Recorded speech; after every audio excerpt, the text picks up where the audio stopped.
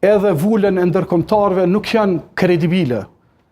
Nuk kanë qenë në të kaluarën, nuk do të jenë edhe në të ardhmen, dhe mungesa e vëzhguesve ndërkombëtar është problem shumë i madh. Madje e kemi një precedent në Drenas në vitin 2016, ku në mungesë të vëzhguesve ndërkombëtar është shty nga KQZ data e balotazhit.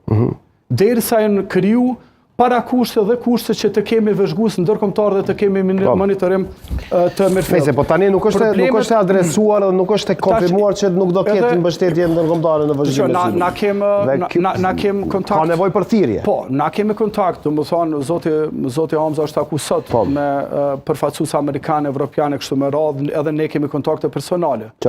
Po mendoj ju e dini rëndësinë e krishtlindjeve për komunitetin ndërkombëtar për ndihmën në Kosovë.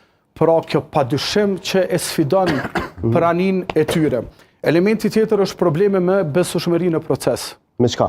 Sepse ju e dini që procesin e Mitrovicës, për cilën besoj që kemi me fol, nga pikpamja ime po edhe partisë është lëndu besueshmëria në këtë proces, i cili mund të aplikohet edhe në nivel nacional. Pra, atje nuk ka pas një hetim të mirëfillt nga prokuroria speciale për mi heq dilemat, për me këtë besimin në një proces, ka pas probleme me vend votime. Gjitha këtyre do t'i adresohemi në veçanti, Berami, vetëm pak, për shkak që ta ndojmë kohën. A prisni që si subjekt politik dilni fitues në këto zgjedhje, apo cila është pritshmëria, kështu në terme shumë të shkurta para se ta kaloj tek Zozi Rexha? Dëgjoj, historia politike ka tregu që politikanët, liderët, ashtu që ngritën, ashtu edhe binë politikisht.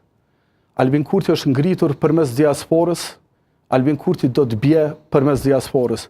Kurthin që ja ka ngrit për të tjerë, do tjetë kurth për to, edhe për lëvizje vetëvendosje. Prandaj, une jam thellësisht i bindur që Partia Demokratike do dele para, nuk kam pa kur një entuziazm kaq madh, një frymëzim kaq madh të Bedri Hamza, si që kam pa në këtë garë, në këtë